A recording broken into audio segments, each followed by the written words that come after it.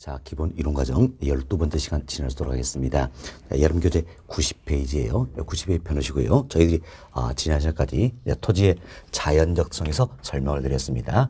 토지의 자연성 여러 가지 했죠. 그중에 대표적으로 5가지 이야기 드렸죠. 움직일 수 없다. 부동성, 물리로 절대량을 늘릴 수 없다. 부증성, 아무리 생각해도 가치 소모나 마음이 어렵다. 영속성, 모두와 다르다. 개별성, 인접되다. 인접성, 이 같은 5가지 중심을 써 의와 파생의 특징 정리해드렸습니다. 자, 이번 시간은 토지의 인문적 특성에서 설명을 좀 드리도록 하겠습니다. 자, 여러분 교재 90페이지 2번 챕터입니다. 자, 2번 챕터 보시면 토지의 인문적 특성이다 소개되고 있죠. 별표 2개 해놓으시기 바라겠습니다. 별표 2개 놓으시고 첫 번째를 보세요. 이미 우리 설명드린 내용입니다.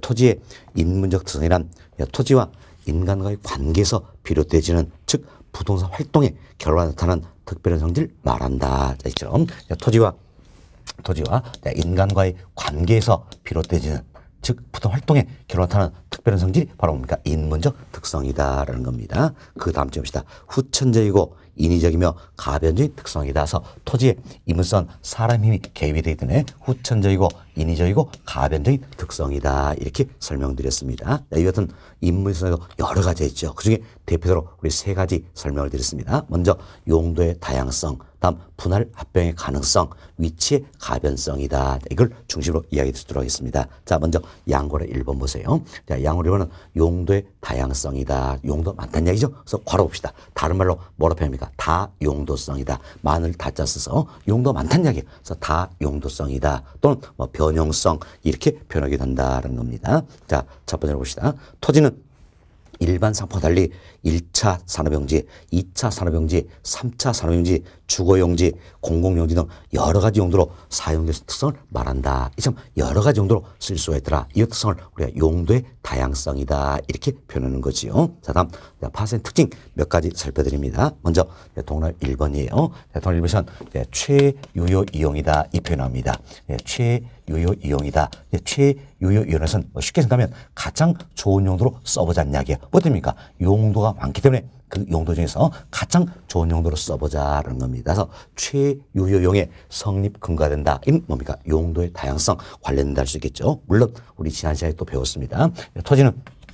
토지는 자, 부증성이라는 특성이 있다는 이야기예요. 물리적으로 절대량을 늘릴 수가 없기 때문에 한정된 토지를 어때? 가장 좋은 용도로 최유효 이용할 필요가 있다. 그래서 최유효 용도, 용도의 다양성, 부증성 등등 여러 특성과 관련이 있다 생각하시고 그중에 대표되는 건 바로 용도의 다양성이다. 이렇게 이해하시면 되겠습니다. 다음 동그라미 2번 봅시다. 자, 용도가 다양하기 때문에 창조적 이용도 어때? 가능하다는 이야기예요. 그리고 용도의 전환도 이행도 가능하다. 또한 용도의 병존도 가능하다는 이야기예요. 병존 이건 뭡니까? 2가지 이상의 용도가 동시에 존재할 수 있다. 이런 뜻이에요. 왜? 용도가 다양하기 때문이다라는 겁니다. 다음 동그라미 3번. 자, 용도의 전환 또는 이행을 통한 토지의 경제적 공급을 가능한다. 이분도 이미 설명드렸지요. 자, 우리 이런 설명드렸어요. 토지의 자, 경제적 공급이다. 즉 용도적 관점에서 공급이다. 이는 원래 했습니까? 자, 이 용도를 향상시키는 것이다. 결국 이용의 전환이다 할 수 있겠지요. 뭐 때문입니까? 바로 토지는 용도가 다양하다는 이야기예요. 그래서 용도의 다양성 특성이 있다. 이를 통해서 용도의 전환도 이행도 가능하다는 이야기예요. 그래서 용도의 전환 이행 일통해서 자, 이 용도를 향상시킬 수가 있다는 이야기. 즉, 자, 이용의 전환은 가져올 수 있다. 따라서 토지의 경제적 공급, 즉 용도적 관점에서 공급은 가능하게 된다는 겁니다. 그래서 이 부분도 저희들이 잘 비교해드렸어요. 자, 토지의 물리적 공급은 가능합니까? 불가능합니까? 불가능하지요. 이는 뭐 때문입니까? 부증성의 특성 때문이다. 그렇지만 토지의 경제적 공급, 즉 용도적 관점에서 공급은 가능하다는 이야기예요. 이는 뭐 때문입니까? 용도의 다양성 특성 때문이다. 이렇게 이해가 되시면 되겠습니다. 그래서 동그라미 3번 용도의 전환 또는 이행을 통한 토지의 경제 공급을 가능한 용도의 다양성 특성 때문이다. 이렇게 이해하시면 되겠습니다. 자, 다음은 이제 우측 페이지 봅시다. 91페이지예요. 양으로 2번. 분할 합병의 가능성이다. 이걸 줄여서 우리가 분합성 이렇게 표현했지요. 자, 첫 번째 봅시다. 토지는 이용체 편에 따라 법률이 허용하는 범위 이내에서 그랬지요. 내 땅에서 내 맘대로 할 수 있는 그건 아니란 이야기예요. 자, 법률이 허용하는 범위 이내에서 자유롭게 분할이나 합병이 가능해서 토지용의 극도를 도모할 수 있다. 이 특성을 분할 합병의 가능성이다. 줄여서 분합성 이렇게 표현했습니다. 자, 그 다음 주 봅시다. 토지의 효과적인 분할의 합병은 최유효용을 전제한다. 자, 쉽게 생각하세요. 무엇 때문에 토지를 분할하고 합병하는 것인가? 바로 뭐 때문입니까? 최유효용 을 위해서다. 이렇게 생각하시면 되겠습니다. 다음 파생의 특징 몇 가지 살펴봅시다. 먼저 동그라미 1번 내용이에요. 토지의 효과적인 분할 합병과 최유효용은 불가분의 관계에 있다. 이때 불가분의 관계에 있다는 뭡니까? 뗄래야 뗄 수 없는 관계에 있다. 이런 의미예요. 자, 우리 앞서 있지만 무엇 때문에 분할하고 합병합니까? 바로 최유효용을 위해서 분할하고 합병한다. 따라서 분할 합병은 최유효용과 불가분의 관계에 있다고 보시면 되겠습니다. 다음 동그라미 2번 내용이에요. 자, 토지를 분할하고 합병한다는 이야기야. 이를 통해서 더욱더 다양한 용도로 쓸 수 있어요, 없어요? 있다라는 거지요. 따라서 분합성은 용도의 다양성을 지원하는 기능을 갖게 된다라는 겁니다. 동그라미 2번 봅시다. 토지의 분할이나 합병을 통하여 더욱더 다양한 용도로 토지를 이용할 수 있다는 이야기죠. 그래서 분합성은 용도의 다양성을 지원하는 기능을 갖는다. 이렇게 이해하시면 되겠습니다. 다음 하단 내려봅시다. 양호 3번. 위치의 가변성이 있다라는 건데 우리가 사회적, 경제적, 행정적 위치는 변할 수 있다. 이렇게 생각하시면 되겠습니다. 자, 그럼 이제 이분도 앞서 우리가 이런 설명을 드렸습니다. 토지의 절대적 위치라는 게 있다는 이야기예요. 절대적 위치다. 자, 절대 위치는 있는 그대로의 위치를 이야기하는 겁니다. 흔히 우리가 이제 물리적 위치다, 뭐 지리적 위치다 이렇게 표현하는 거죠. 그래서 토지의 절대 위치는 있는 그대로 위치이기 때문에 변할 수 있어요, 없어요? 없죠. 자, 이는 불변이다라는 겁니다. 뭐 때문입니까? 바로 움직일 수 없다. 부동산이라는 특성 때문이다. 이렇게 보시면 되겠습니다. 그렇지만 토지의 상대적 위치라는 게 있다는 이야기예요. 상대적 위치는 주변에 토종이 어떠느냐 여기 따라서 결정된 위치를 말하는 거죠. 흔히 우리가 경제적 위치다 이렇게도 표현하는 건데 토지의 상대적 위치는 변할 수 있어요, 없어요? 있다라는 이야기. 가변적이다 이렇게 비교가 되시면 되겠습니다. 그때 상대적 위치 이걸 우리가 경제적 위치다인데 이게 결국 뭡니까? 사회적, 경제적, 행정적 위치의 총칭이다. 이걸 모두 포함해서 설명하는 개념이다. 이렇게 생각하시면 되겠습니다. 자, 이 내용 보시면서 교재 첫 번째로 봅시다. 토지의 물리적 위치, 즉 절대 위치는 불변이지만 여기까지 끊어보자는 이야기예요. 토지의 자 물리적 위치다. 절대적 위치는 어떻습니까? 불변. 변할 수가 없다는 이는 뭡니까? 부동성 때문이다. 이렇게 보시면 되겠어요. 거기 끊어버리시고 그 다음 봅시다. 토지의 인문적 위치는 됐죠. 이때 인문적 위치가 바로 우리가 얘기했던 상대적 위치다. 즉 경제적 위치다. 이걸 그래서 또 인문적 위치다. 이렇게도 표현되는 겁니다. 그래서 토지의 인문적 위치, 즉 상대적 위치는 환경의 변화에 따라 가변적이다. 변할 수가 있다는 이야기예요. 그래서 사회적, 경제적, 행정적으로 움직일 수 있다는 특성을 말한다. 이 뜻을 위치의 가변성이다. 그리고 사회적, 경제적, 행정적 위치는 변할 수가 있다는 겁니다. 이걸 우리 이제 위치의 가변성이다. 이렇게 표현하고 있죠. 밑에 사회적, 경제적, 행정적 위치 이걸 우리가 총칭해서 모두 포함해서 경제적 위치다. 또는 상대적 위치, 인문적 위치 표현할 수가 있다는 이야기예요. 여하튼 토지에 있는 그대로 위치, 물리적 위치, 즉 절대 위치는 불변이다. 이는 부동산 때문이죠. 그렇지만 토지의 상대적 위치다, 경제적 위치다, 뭐 인문적 위치다, 사회적, 경제, 행정 위치다. 이는 변할 수 있다, 가변적이다. 이렇게 보시면 되겠습니다. 자, 그 다음 봅시다.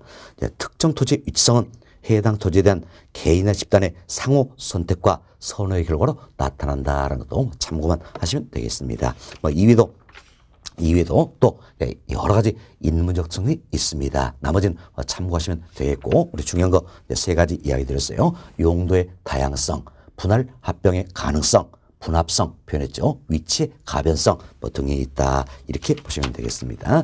자, 이렇게 해서 저희들이 이제 2절 토지의 특성 다 설명드렸습니다. 설명드렸고 93페이지 봅시다. 93페이지는 자 예제가 들어있지요. 예제인데 자 첫 번째 예제 봅시다. 자 이는 27회 때 출제된 기출문제가 되겠는데 자 다음에 파생 현상을 모두 발생시키는 토지의 특성은 되어 있죠. 박스 봅시다. 첫 번째입니다. 자 소유하면 생기는 자본 이익과 이용에 생기는 운용 이익을 발생시킨다는데, 자, 이거 우리가 이제 이런 설명을 드렸습니다.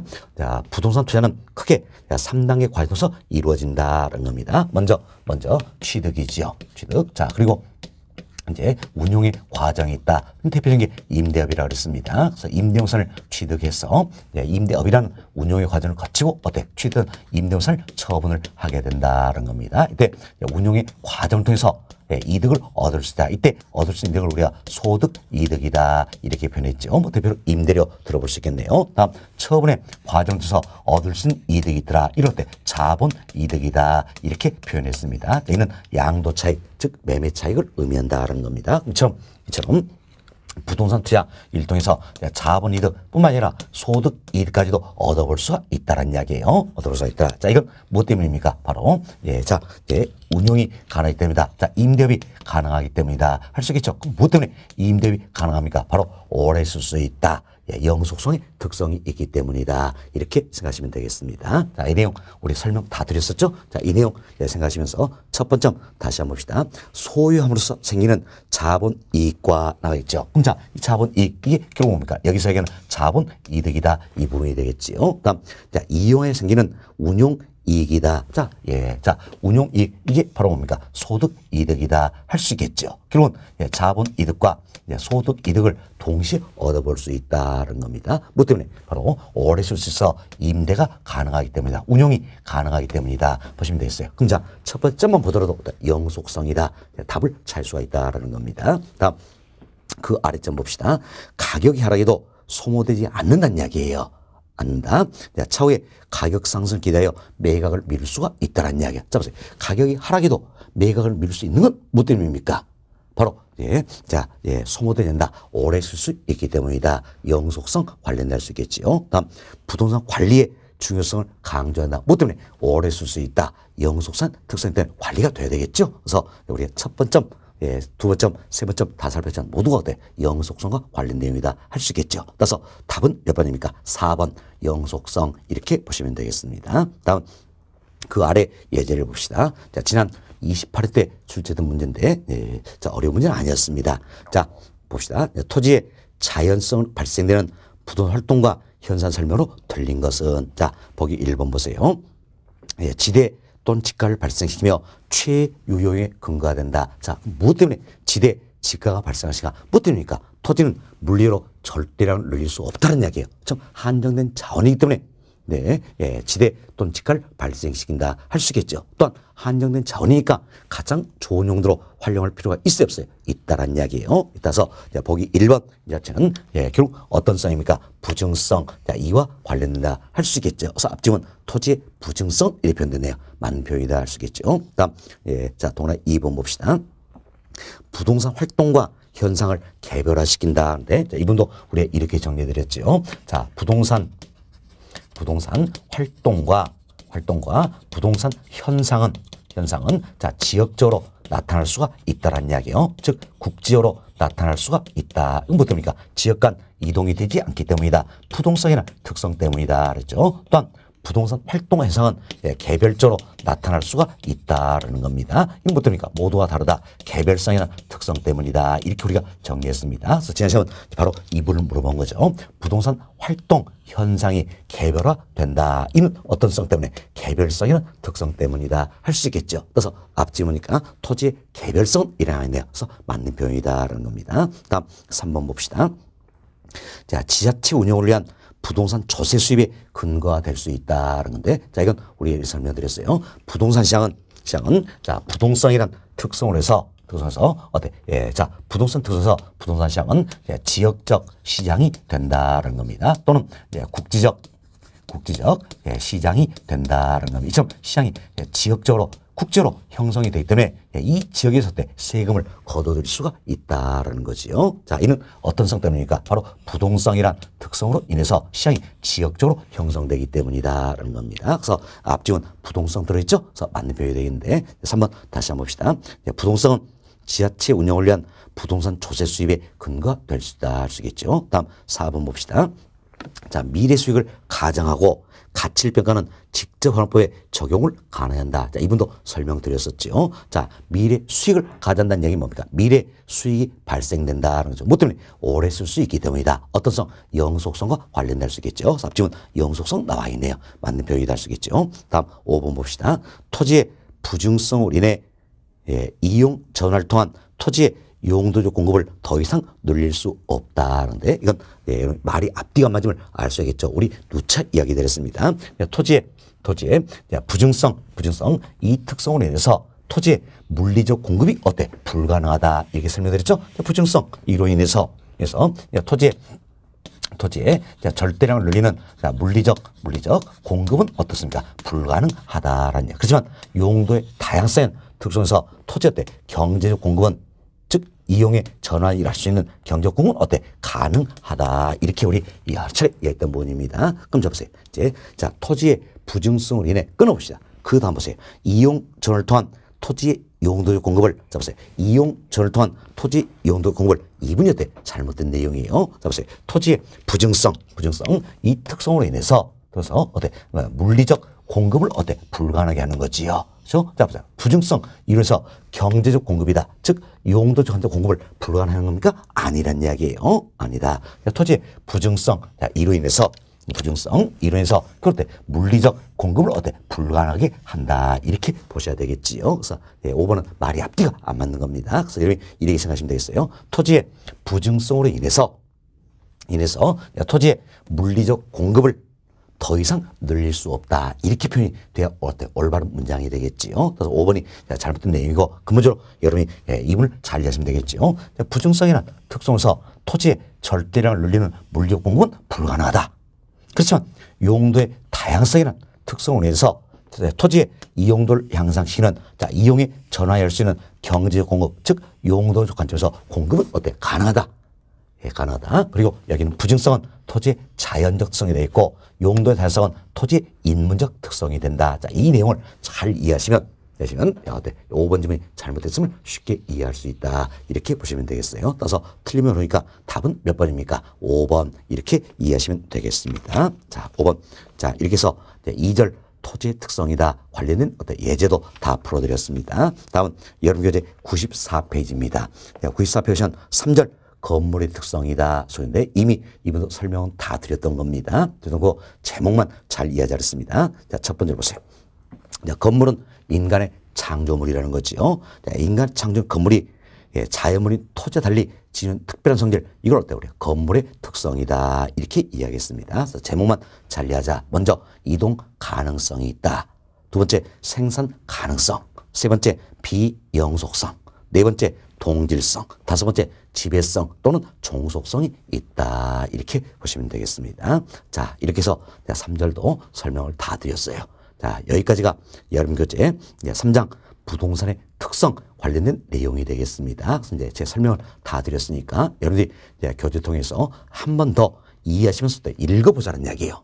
읽어보자. 이게 복습이다라는 겁니다. 복습을 하시고 95페이지에 나와 있는 OX 확인 문제 이분도 한번 풀어보시기 바라겠습니다. 그리고 97페이지 보시면 출제 예상 문제다. 그래서 두 문제 넣어드렸습니다. 이 문제도 한번 풀어보시기 바라겠습니다. 그래서 교재 문제를 풀어보시고 나서 이제 프린트물 한 번 더 보셔야 되겠지요. 그래서 이렇게 3장 부동산의 특성이다. 이번에서 제공에 있는 프린트물이 있다는 이야기예요. 프린트물. 자, 이 프린트물에 2페이지 보시면 수험 전략이다. 이분도 한 번 더 읽어보시기 바라겠고, 그리고 이제 2편하면 학습 목표가 이분도 읽어보자 그랬습니다. 읽으면서 학습 목표 이관에서는 우리 어떻게 해야 그랬어요?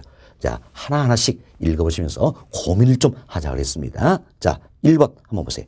부동 특성을 토지 특성과 건물에서 구별해 설명할 수 있다. 그럼 읽어보시고, 토지의 특성은 뭐가 있고, 건물은 뭐가 있다. 연산 한번 해보시라는 이야기예요. 자, 단 10초가 돼도 좋고 20초가 돼도 좋습니다. 잘 생각 안 나도 좋습니다. 하여튼 연상해보시면 부동 학문의 체계를 잡는 데 큰 도움이 될 것이다. 이렇게 생각을 해봅니다. 자, 다음 이제 3페이지 보시면 관원 퀴즈 천선이다 소개되어 있죠. 이 부분도 여러분이 한번 풀어보시면서 안 되면 정답 보고 적으시라 했어요. 그리고 또 읽어보시라는 이야기예요. 그러면서 이제 반복학습하자 이런 취지로 프린트문은 활용을 좀 해보시면 되겠습니다. 자, 이렇게 해서 저희들이 이제 3장 부사 특성 다 맞춰드렸어요. 여기까지가 우리 교재 1편입니다. 1편 이제 총론 다 정리가 되었고요. 다음은 2편으로 넘어갑니다. 자, 2편은 여러분 교재 99페이지예요.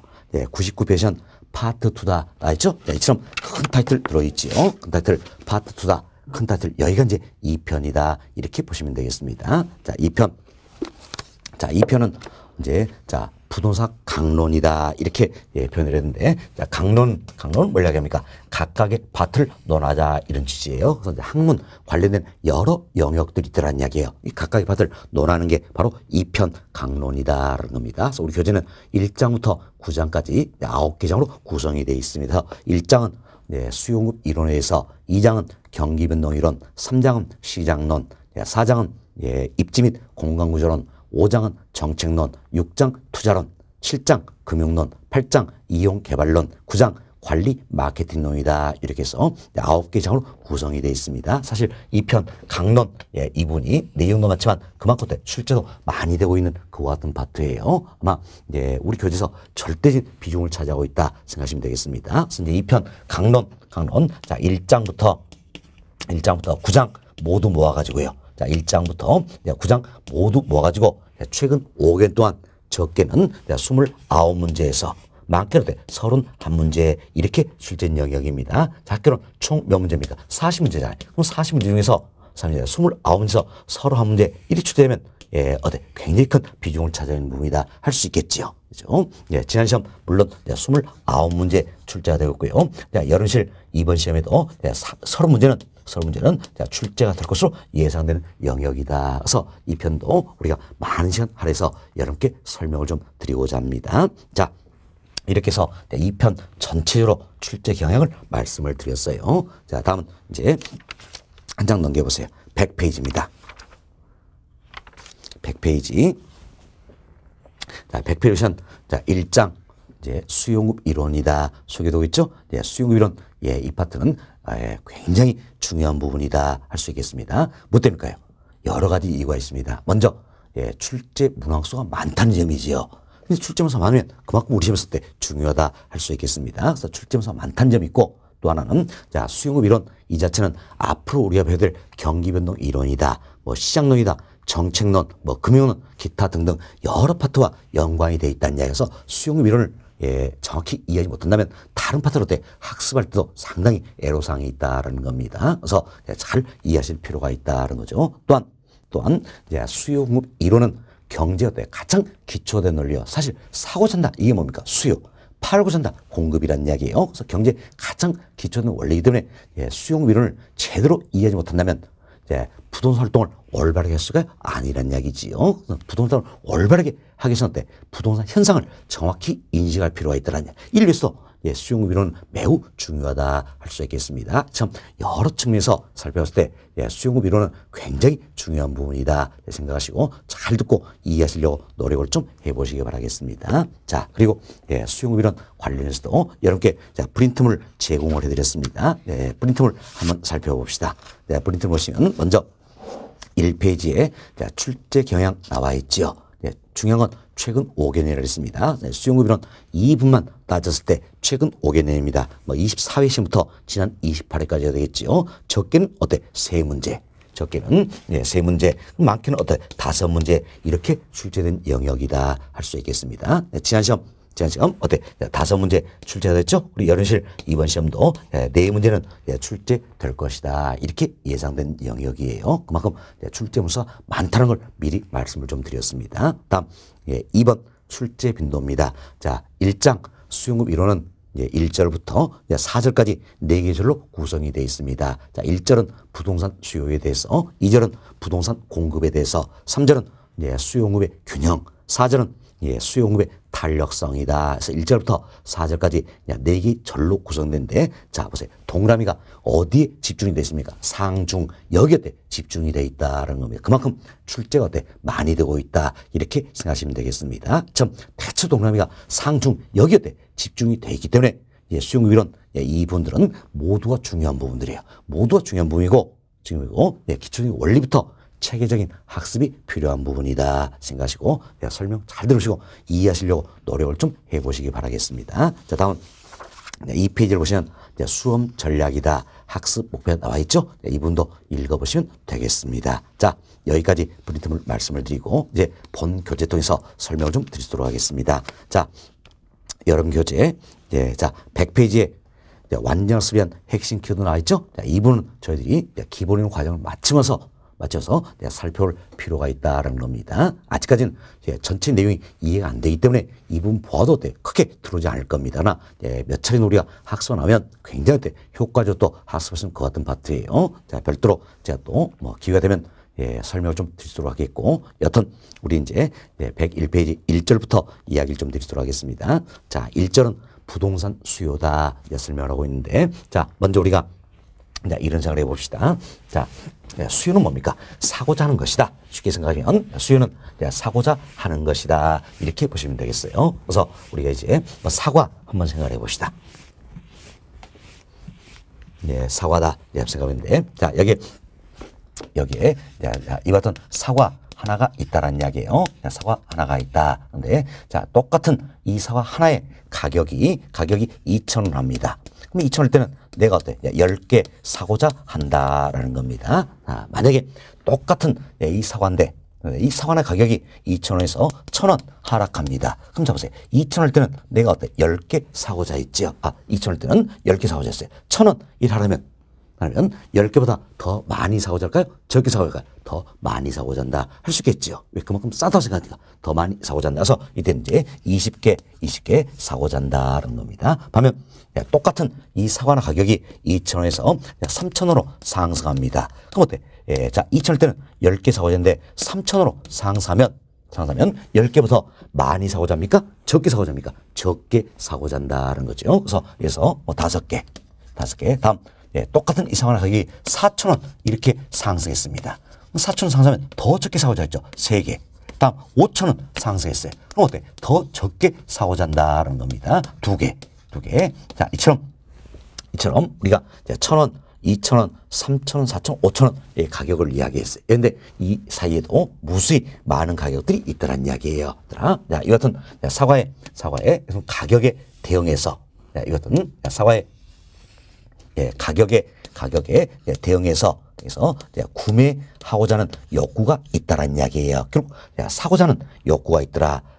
또 구매하고자 의도하는 양이 있다는 이야기예요. 자, 이걸 가르쳐서 우리가 뭐라 배우신가? 바로 사과의 수요다. 이렇게 이야기합니다. 그래서 이때 수요는 이처럼 모든 가격을 대상으로 하는 것이다. 이렇게 생각하시면 되겠습니다. 반면 자, 2,000원이라는 특정한 하나의 가격이 있다는 이야기야. 그럼 2,000원에 대해서는 몇 개 사고자 했습니까? 10개 사고자 했다는 겁니다. 이처럼 특정한 가격에 대응해서 사고자 한다는 이야기, 즉 구매하고자 의도하는 양이 있다는 이야기예요. 이걸 가리켜서 우리가 이제 수요량이다 이렇게 표현하는 겁니다. 수요량이다. 그래서 수요량이라서는 특정한 하나의 가격을 대상한다. 선생님이 먼저 이것부터 정리하셔야 됩니다. 자, 수요는 모든 가격을 대상으로 한다는 이야기예요. 그래서 이처럼 모든 가격을 대상으로 해서 그래서 구매하고자 의도하는 양을 말한다는 이야기예요. 반면 수요량이라서는 특정한 하나의 가격을 대상으로 한다. 특정한 하나의 가격에 대해서 구매하고자 의도하는 양을 말한다. 이렇게 보시면 되겠습니다. 자, 그럼 우리 간단히 또 이해를 한번 들어봅시다. 그래서 근데 자, 여기 보세요. 3,000원 하면 사과 하나 가격이 3,000원일 때 몇 개 사고자 했습니까? 5개 사고자 했다는 이야기예요. 그럼 이때 5개는 자, 수요가 될까요? 수요량이 될까요? 그렇죠. 자, 수요량이 될 수 있겠네요. 왜? 특정한 하나의 가격이 대상이 되기 때문이다. 이렇게 생각하시면 되겠습니다. 그래서 저희들이 이제 사과 일 통해서 수요량에 대해서 정리를 했습니다. 자, 이 내용이 부동산에도 똑같이 적용된다. 이렇게 생각하시면 되겠습니다. 다만 지금 우리가 배워왔지만 부동산은 사과 이처럼 일반적 다른 여러 특성이 있다는 이야기예요. 그래서 오래 쓸 수 있다. 이 특성이 있기 때문에 바로 뭡니까? 임대차가 가능하다. 그래서 사과 이 같은 경우에는 자, 매매 시장만 존재하겠죠. 이처럼 매매 시장만 존재한다라는 이야기. 그렇지만 부동산은 어떻습니까? 임대차 시장도 존재한다 할 수 있겠습니다. 그래서 매매 시장 그리고 임대 시장 한꺼번에 생각할 수 있겠죠. 그럼 자, 매매 시장에서는 가격이다. 이 표현 자체가 임대차 시장에서는 뭐가 될까요? 임대료가 되겠죠. 임대료. 임대를 줄여서 우리가 어떤 임료 이렇게 표현한다라는 겁니다. 다음 매매 시장에서는 구매하고자 한다, 사고자 한다는 이야기예요. 그러면 임대차는 뭡니까? 임차하고자 한다 할 수 있겠죠.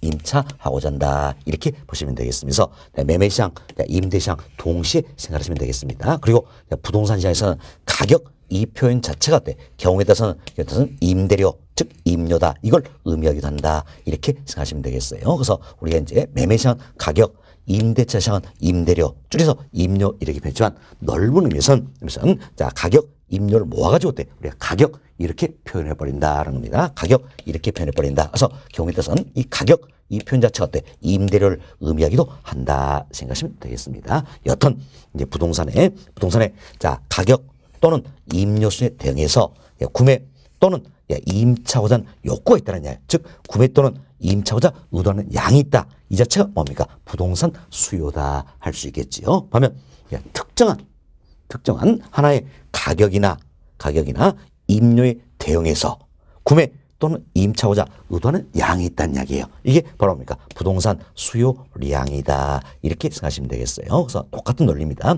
자, 부동산 수요량은 모든 가격 또는 임료를 대상으로 한다. 부동산 수요량이라서는 특정한 하나의 가격이나 임료를 대상으로 한다. 이렇게 보시면 되겠습니다. 자, 이래서 저희들이 부동산 수요량이다. 자, 용어 정리를 해드렸습니다. 한 번 더 살펴봅시다. 자, 부동산의 자, 모든 가격 또는 어떻습니까? 임료순에 대응해서 구매 또는 임차하고자 하는 욕구가 있다라는 겁니다. 즉 구매 또는 임차하고자 의도하는 양이 있다는 이야기예요. 이걸 그래서 우리가 부동산 수요다 이렇게 표현한다고 했습니다. 그러면 특정한 가격이나 임료에 대응해서 구매 또는 임차하고자 의도하는 양이 있다. 이걸 부동산 수요량이다 이렇게 표현한다는 겁니다. 결국 수요는 모든 가격이나 임료를 대상으로 하는 것이고 수요량은 특정한 가격이나 임료를 대상으로 한다 이렇게 생각하시면 되겠습니다. 그래서 부동산 수요량 용어 정리 다 해드렸습니다. 자, 그럼 여러분 교재 한번 봅시다. 101페이지 보세요. 자, 1번 챕터 부동산 수요와 수요량이다 소개되어 있죠. 여기에는 별표 3개 해놓으시기 바라겠습니다. 자, 1번 챕터 부동산 수요량에는 별표 자, 3개 해놓으시기 바라겠고요. 자, 5번째 줄 봅시다. 5번째 줄 보시면 자, 소비자들이 부동산의 가격 또는 임료수에 대응하여 구매 또는 임차하고자 욕구를 부동산 수요라 한다는 겁니다. 따라서 부동산 수요란 부동산의 모든 가격 또는 임료수에서 구매 또는 임차하고자 의도하는 양을 말한다 할 수 있겠죠. 다음 부동산 수요량이란 부동산의 특정한 가격 또는 임료수에서 구매 또는 임차하고자 의도하는 양을 말한다라는 겁니다. 결국 모든 가격 임료를 대상한다면 부동산 수요가 되겠죠. 특정한 하나의 가격이나 임료를 대상은 수요량이 된다 이렇게 보시면 되겠습니다. 자, 다음은 그럼 이제 이와 같은 자, 부동산 수요량에는 자, 어떠한 의미가 내포될 것인가 여기서 설명을 드리겠는데 먼저 자, 부동산 수요에는 자, 유량 수요라는 게 있고요. 저량 수요라는 게 있다라는 겁니다. 자, 인류에서는 우리가 먼저 자, 유량과 저량에 대한 개념부터 정리하셔야 되겠다는 겁니다. 과거에 이분도 출제빈도 아주 높았던 부분이에요. 최근에 조금 출제빈도 낮아지고 있지만 여튼 잘 이해가 되셔야 될 부분입니다. 자, 그럼 먼저 우리가 이제 자, 이런 생각을 해봅시다. 자, 여기에 저수지가 있어요. 저수지가 있다. 그럼 이 저수지에 흘러 들어온 물이 있다는 이야기예요. 또 저수지부터 흘러나간 물이 있다는 겁니다. 그럼 자, 흘러 들어오거나 흘러나간다라는 겁니다. 나간다. 지금 흘러간다. 이를 가리켜서 우리가 뭐랍니까? 유량 이렇게 표현합니다. 영어로는 flow. 그래서 유량 뭡니까? 흘러간다. 다음 저수지에 고여있는 물이 있다는 이야기예요. 그럼 저수지에 고여있는 물은 뭡니까? 저장되어 있다 할 수 있겠죠. 저장됐다 이러면서 자, 저량이다 이렇게 표현됩니다. 자, 영어로는 스톡. 그래서 이름이 자 유량이다. 이건 어때? 흘러간다. flow. 저량이다. 저장되어 있다. 스톡. 이렇게 생각하시면 되세요. 안타깝지만 영어로도 함께 알고 계셔야 되는 겁니다. 우리 시험은 이미 어때? 영어로 말 바꾸기 위한 시험입니다. 저 영어로 알고 계셔야 된다. 그래서 유량은 뭡니까? 흘러간다. flow. 저량 뭡니까? 저장되어 있다. 스톡. 이렇게 생각하시면 되겠습니다. 자, 그럼 이 같은 자, 유량과 저량, 이런 어때? 경제학에서는 응용을 하고 있다는 겁니다. 응용인데, 자, 보세요. 자, 한 달, 1년, 이 같은 일정 기간을 정해야 측정이 가능한 개념이 있고, 다음 오늘 현재 이처럼 일정 시점에서만 측정이 가능한 개념이 있다는 이야기예요. 자, 보세요. 한 달, 1년, 이 같은 자, 기간의 개념이 내포되면, 자, 한 달, 1년, 기간 내포되면 이처럼 어때? 흘러간다. 이런 의미가 되겠지요. 따라서 일정 기간을 정해야만 측정이 가능한 것을 어때? 유량이다. 이렇게 생각하시면 되겠습니다. 다음 이제 일정 시점입니다. 일정 시점이면 어때? 저장되어 있다. 이런 의미가 있죠. 그래서 일정 시점에서만 측정이 가능한 것을 어때? 저량 변수다. 이렇게 보시면 되겠어요. 그래서 이 내용을 통해서 이렇게 하시면 되겠어요. 한 달, 1년 이것은 기간의 개념이 되면서 기간이니까 흘러간다. 유량, 플로우가 되겠지요. 다음 올 현재 이 같은 경우에는 어때? 시점이니까 저장되어 있다. 저량, 스톡이다라는 겁니다. 그래서 일정 기간, 이는 뭡니까? 유량, 플로우. 일정 시점, 이는 뭡니까? 저량, 스톡이다. 이렇게 보시면 되겠습니다. 자, 다음 우리 이제 여러 가지 변수 통해서 유량이냐, 저량이냐 구분될 수 있어야 되겠습니다. 자, 먼저 우리가 이번도 살펴보죠. 네, 가격과 임료라는 게 있습니다. 임료. 자, 가격은 교환의 대가를 이야기하는 겁니다. 자, 교환의 대가다. 그리고 임료는 임대료 줄임말이었죠. 자, 사용 그리고 수익의 대가다라는 겁니다. 자, 벌써 이제 자, 그럼 교환은 자, 한 달 이처럼 일정 기간 동안 이루어집니까? 오늘 현재 일정 시점에서 이루어집니까? 그렇죠. 교환은 일정 시점에서 이루어진다는 이야기예요. 일정 시점에서 이루어진다. 따라서 교환의 대가인 가격은 뭡니까? 자, 저량 변수가 된다. 이렇게 보시면 되겠습니다. 다음 임료는 사용 수익의 대가로서 그럼 처음 사용하고 수익하는 것은 일정 시점에서입니까? 일정 기간 동안입니까? 그렇죠. 일정 기간 동안이다. 자, 보세요. 내가 한 달 동안 빌려 쓴 대가로 임대료 주는 거잖아요. 그죠? 처음 기간의 개념이다 생각하시고, 자, 임료는 자, 어떤 이제 유량 변수가 되겠다. 이렇게 보시면 되겠습니다. 자, 그럼 이제 우리가 토지와 연관돼서 토지의 가격이 있다는 이야기예요. 토지의 가격, 즉 토지의 교환한 대가, 이걸 뭐라고 하신가? 바로 지가 이렇게 표현합니다. 지가. 자, 토지의 가격이다. 그래, 토지의 가격이다. 그럼 지가는 토지의 가격, 즉 토지의 교환에 대한 대가가 되기 때문에 당연히 어디 합니까? 저량 변수가 되겠다는 겁니다. 다음 토지의 임료입니다. 임료, 이걸 뭡니까? 지대 이렇게 표현하는 거죠. 토지의 임대료다 이런 뜻이에요. 지대는 토지 어때? 사용수익의 대가지요. 그럼 사용수익은 일정 기간이다. 유량 변수가 되겠다는 겁니다. 그리고 가격, 즉 지가는 저량 변수가 되겠고, 임료, 지대는 뭡니까? 유량 변수가 된다. 이렇게 보시면 되겠습니다. 다음 또 이제 우리 해석합시다. 자, 월급여라는 게 있습니다. 월급여, 그리고 연봉. 자, 그럼 월급여는 한 달 동안 일한 대가를 받는 거죠. 연봉은 뭡니까? 1년 동안 일한 대가를 받는 거다. 그럼 여기는 한 달, 1년, 기간의 개념이 내포되다 알 수 있겠죠? 따라서 당연히 뭐가 됩니까? 유량이다. 그리고 여러분이 이제 월, 연, 이 말이 들어가면 더 이상 주저할 게 없습니다. 당연히 뭡니까? 기간이죠. 그래서 유량이다 생각하시면 되겠습니다. 다음 이제 순영업소득이라는 게 있어요. 순영업소득이다. 자, 이는 순수익 영업을 통해서 벌어진 소득이다 이런 뜻이에요. 순수익 영업을 통해서 벌어진 소득이다. 이것은 순영업소득 이 자체도 자, 1년을 기준해서 측정을 하게 됩니다. 그럼 1년 기준 때문에 기간의 개념이 되겠죠. 따라서 어디 합니까? 유량이다 할 수 있겠습니다. 다음 기업의 단기 순이익이라는 게 있어요. 단기 순이익이다. 이때 이제 자, 단기 이게 뭡니까? 이번 회계연도 이런 의미예요. 이번 회계연도. 그럼 기업의 회계연도는 대체로 어떻습니까? 1년이에요. 그럼 자, 이번 회계연도 1년 동안 순이익이 얼마냐 그 이야기지요. 따라서 1년이란 기간의 개념이 내포되기 때문에 단기 순이익이다. 이도 어디랍니까? 유량이 되겠다라는 겁니다. 자, 예비시험 월급여, 연봉, 순, 영업소득, 단기 순이익 모두가 어때? 모두가 유량의 개념이다. 이렇게 보시면 되겠어요. 그래서 여러분들이 이 내용을 통해서 소득, 즉 수익과 관련된 부분은 다 어디합니까? 유량이다. 이렇게 보시면 돼요. 자, 월급여. 내 입장에서는 소득이잖아요. 연봉 소득이다. 순영소 소득이다. 그 이야기예요. 그래서 소득 즉 수익과 관련된 부분은 다 어디합니까? 유량이다. 이렇게 보시면 되겠습니다. 유량이다. 다음은 또 우리가 이런 생각을 해봅시다. 내가 이 건물 하나 샀습니다. 이 건물 하나 사고 어때? 직접 관리하기가 어렵더란 이야기예요. 관리가 어려워서 관리자에게 관리를 맡겼습니다. 그럼 나는 관리자에게 관리를 맡겼죠? 그리고 내가 관리자에게 한 달 동안 관리 대가를 지불한다는 게 지금 관리자의 월급여다라는 게 있습니다. 관리자의 월급여다. 그럼 관리자에게 한 달 동안 관리 대가를 지불한다는 이야기예요. 지불한다. 그럼 여기도 월 이 말이 들어있으니까 당연히 기간이 되겠지요. 뭡니까? 유량의 개념이다. 이렇게 보시면 되겠습니다. 그럼 잠보세요. 내 입장에서는 관리자에게 월급여 주는 거지요.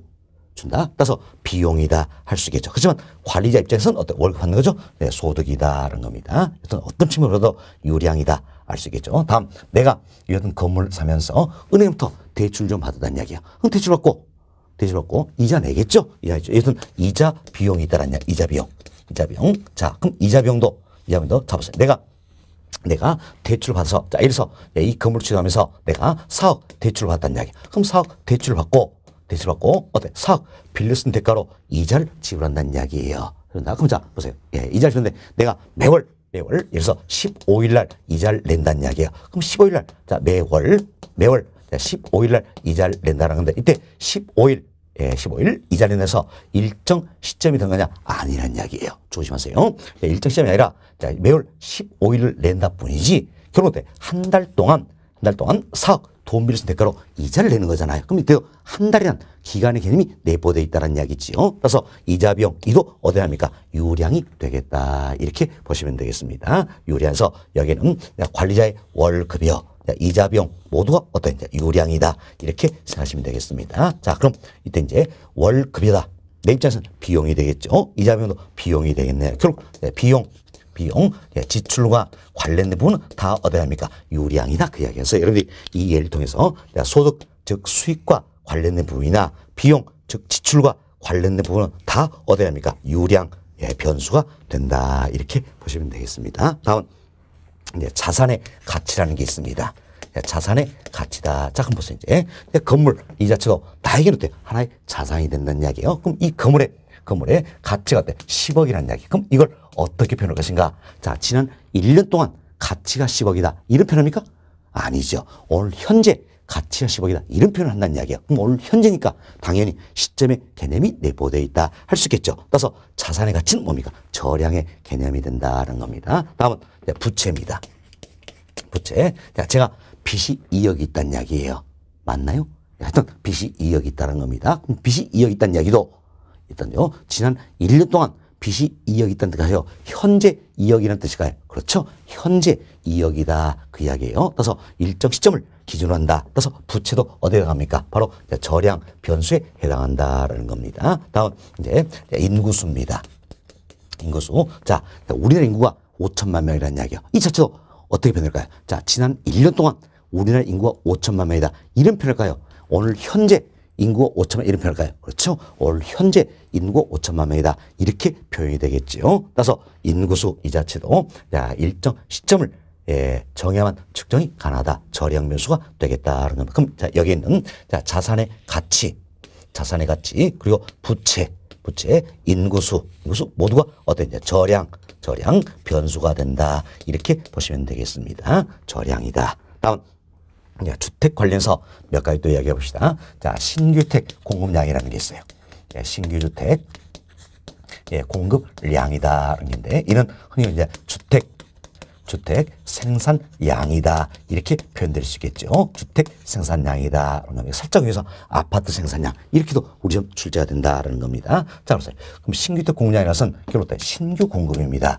자, 신규 공급은 뭘 얘기합니까? 바로 주택을 새로 지어서 시장에 내놓겠다. 이게 신규 공급이에요. 그럼 주택을 새로 져서 시장에 내놓기까지 여기까지 어때? 기간이 걸리겠죠? 왜? 착공서 완공까지는 많은 시간이 필요하다는 이야기예요. 그래서 신규주택 공급량이다. 즉 주택 생산량이다. 자, 이는 어때? 기간의 개념이 되어 있다. 유량이다. 이렇게 보시면 되겠습니다. 다음 주택 거래량이라는 게 있습니다. 주택 거래량. 자, 보세요. 이제 주택 예를 들어서 주택 자 1000채가 거래됐다는 이야기야. 그럼 1000채가 거래된 건 지난 한 달 동안 거래됐다. 이런 의미일까요? 올 현재 1000채가 되는 의미일까요? 그렇죠. 지난 한 달 동안 거래됐다. 이런 의미가 되겠죠. 그래서 주택 거래량도 어디 합니까? 유량 변수가 된다. 이렇게 보시면 됩니다. 다음 주택 재고량이라는 게 있어요. 주택 재고량이라는 것은 예를 오늘 현재 시장에 존재하고 있는 주택의 양을 말하는 겁니다. 그러면 오늘 현재 시장에 어때? 주택이 얼마나 존재하느냐 이런 문제가 되겠지요. 따라서 현재는 그때 일정 시점이다 할 수 있겠네요. 따라서 주택 재고량은 어디에 합니까? 저량 변수에 해당한다는 겁니다. 자, 이렇게 해서 우리는 이제 여러 가지 변수를 통해서 유량이냐 저량이냐 구분해 봤습니다. 자, 여기에 제가 말씀 내용이 지금까지 우리 시험에 출제된 내용이었다라는 겁니다. 뭐 이 외에 어떤 변수가 나오더라도 한 달, 1년 이 같은 기간에 개념이 내포되면 뭡니까? 유량이 되겠고 오늘 현재 이 같은 시점에 개념이 내포되면 뭡니까? 저량이 된다. 이렇게 생각하시면 되겠어요. 자, 한 번 더 이야기합시다. 자, 가격입니다. 가격은 교환된 대가로서 일정 시점이죠. 저량. 다음 임료는 사용 수익된 대가다. 일정 기간 동안이죠. 유량이 되겠다는 겁니다. 다음 소득 즉 수익과 관련된 부분이나 비용 즉 지출과 관련된 건 모두가 어때? 유량이다 생각하시고 다음 자산의 가치다. 부채 인구수 이들은 어디 합니까? 저량 변수가 된다. 다음 신규주택 공급량이나 주택 거래량은 뭡니까? 유량 변수가 되겠죠. 보면 주택 재고량은 저량 변수가 된다. 이렇게 생각하시면 되겠습니다. 자, 그럼 이 내용을 통해서 우리가 이런 생각합시다. 사과 이 같은 일반 재화는요. 자, 사과의 수요다. 이 같은 경우에는 유량의 개념입니다. 유량의 개념이에요. 그래서 부동산 수요도 마찬가지입니다. 부동산 수요도 본질적으로는 유량의 개념입니다. 유량 수요에 따라서 부동산 수요는 유량 수요다라는 겁니다. 그렇지만 부동산은 사과 이처럼 일반적으로 다른 여러 특성이 있다는 이야기예요. 특성이다. 그래서 이런 생각을 해보시겠네요. 자, 앞으로 1년 동안 주택을 얼마나 사람들이 보유할 것인가. 자, 이는 1년이란 기간의 개념이 내포되죠. 그럼 뭡니까? 유량 수요가 되겠네요. 그러면 오늘 현재 사람들이 주택을 얼마나 보유하고 있는 이런 문제가 있겠죠. 이는 뭡니까? 현재 시점의 개념이 되었으니까 저량이 되겠다라는 겁니다. 그래서 부동산 수요도 유량 수요가 본질입니다. 그렇지만 저량 수요라는 게 있다는 겁니다. 자, 다시 들어보세요. 사과 이 같은 일반 재화는 이제는 유량의 개념이라고 했죠.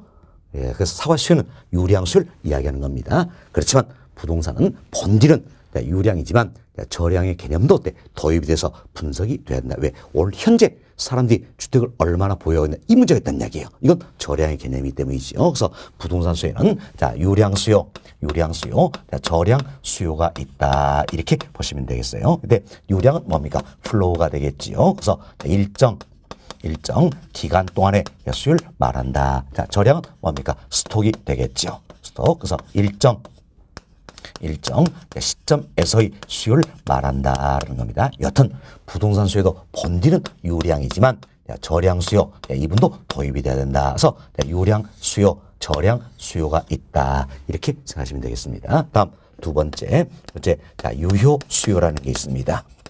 유효 수요. 흔히 우리가 유효 수요는 실질적 수요다 이렇게 표현하는데 지금 유효 수요, 실질적 수요가 되기 위해서는 두 가지가 필요한 겁니다. 먼저 사고자 하는 마음이 있어야 한다는 이야기여서 구매 의사, 즉 구매 욕구가 있어야 된다는 겁니다. 그럼 이것만 가지고 실질적 수요다 할 수 있냐? 잡았어요. 내가 아파서 미치겠다는 이야기. 이것만 가지고 실제로 아파서 할 수 있가 아니냐? 뭐가 필요합니까? 전이 필요하다. 그래서 구매력이 있어야 된다는 이야기예요. 구매력, 즉 지불 능력이 있어야 된다는 겁니다. 이처럼 구매 의사의 구매력까지 겸비가 되었을 때,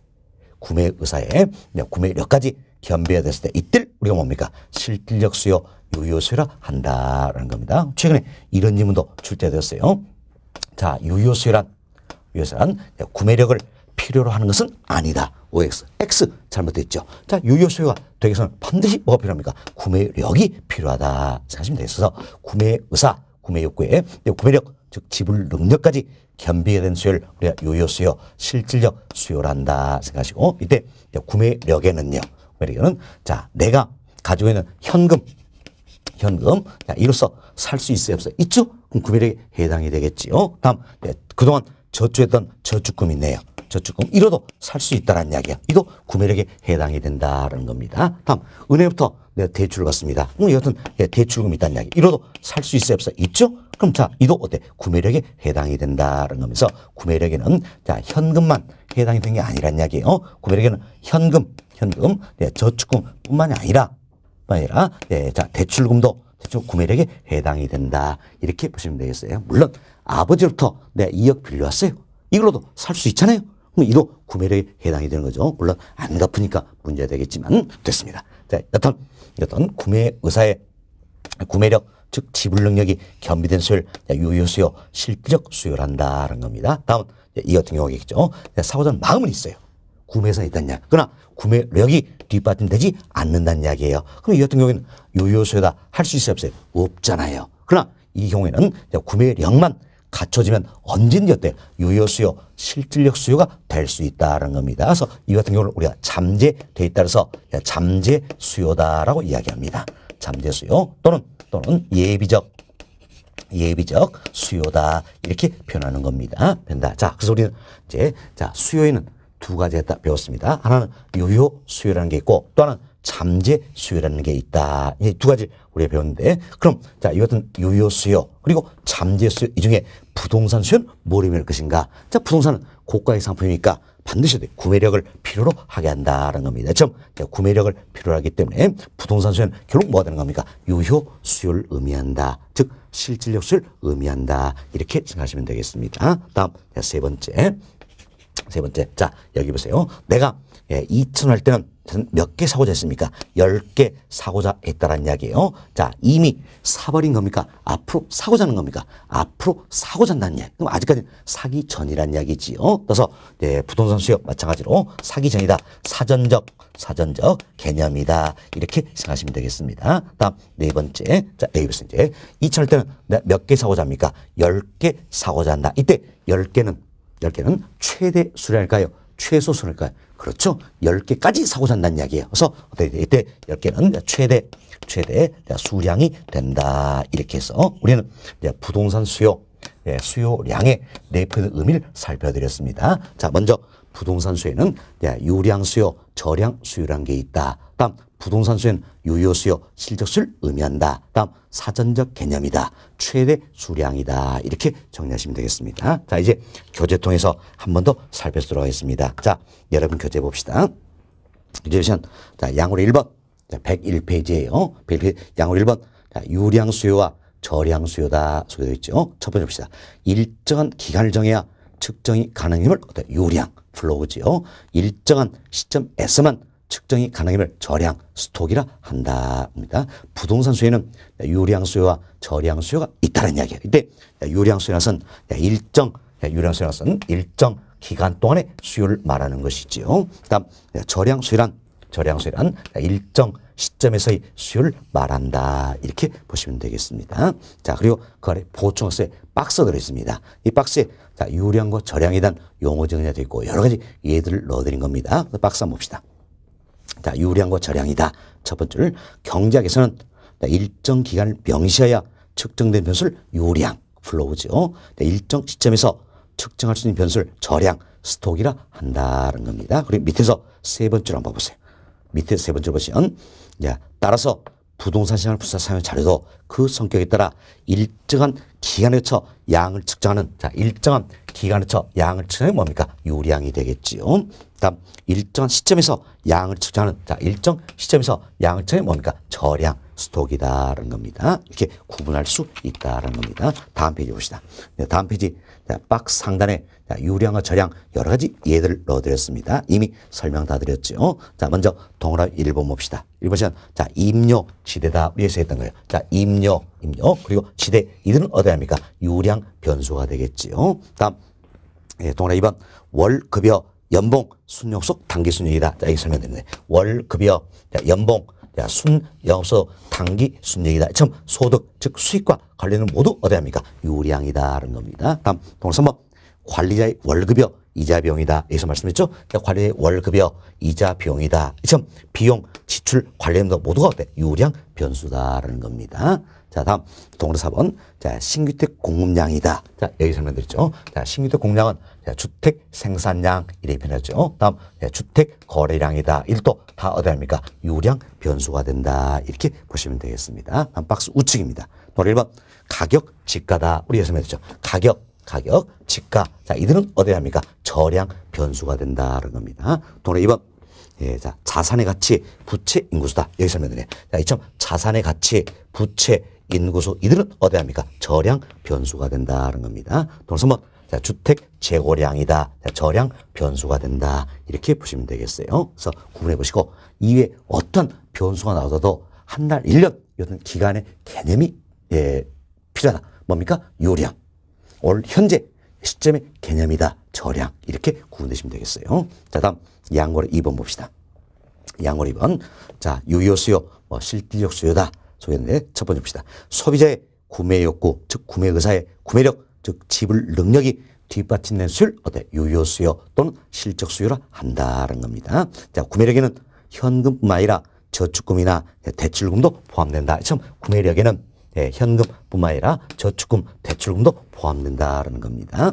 자, 부동산 수요는 구입에 필요한 비용을 지불할 수 있는 경제적 능력이 뒷받침된 유효수를 말한다는 거죠. 자, 우리가 설명드렸지만 부동산 수요는 뭘 합니까? 유효수요, 실적수를 말한다라는 겁니다. 이때 지문에 구입에 필요한 비용을 지불할 수 있는 경제적 능력이 뒷받침이 된다는 이야기. 이게 결국 뭡니까? 구매력을 갖추고 있다. 이런 의미겠죠? 결국 구매력을 갖추고 있는 유효수를 의미한다. 이렇게 보시면 되겠습니다. 그 다음 좀 봅시다. 부동산 수요량은 특정 가격 또는 임대순이다. 자, 잡으세요. 특정 가격 또는 임대순이다. 뭡니까? 특정한 하나의 가격이나 임대를 대상으로 있다는 이야기예요. 따라서 이때는 뭐가 되는 겁니까? 수요량이 된다. 그래서 앞부분에 때 부동산 수요량은 이렇게 표현되는 겁니다. 그래서 부동산 수요량은 특정 가격 또는 임대순에서 부동산을 구매하고자 하는 의사와 능력 있는 수량이다. 결국 어때? 의사와 이점 능력이 있는 수량이다라는 거죠. 결국 유효수를 의미한다. 이렇게 보시면 되겠습니다. 자, 다음 양호 3번. 자, 사전적 개념이다. 이야기 드렸지요. 제목만 이해하시고 다음 양호 4번. 최대 수량이다라는 겁니다. 그래서 첫 번째 보세요.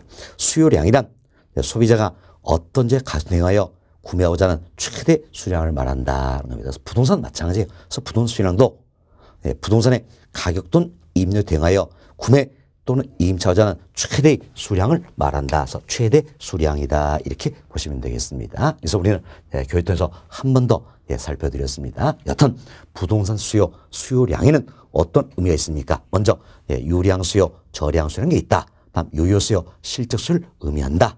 다음 이제 사전적 개념이다. 최대 수량이다. 이렇게 생각하시면 되겠습니다. 자, 이렇게 해서 저희들이 이제 1번 챕터 부동산 수요, 수요량이다. 2부까지는 다 말씀을 드렸어요. 여기까지 이야기 드리고 다음 시간에는 2번 챕터 수요 곡선부터 다시 또 설명을 좀 드리도록 하겠습니다.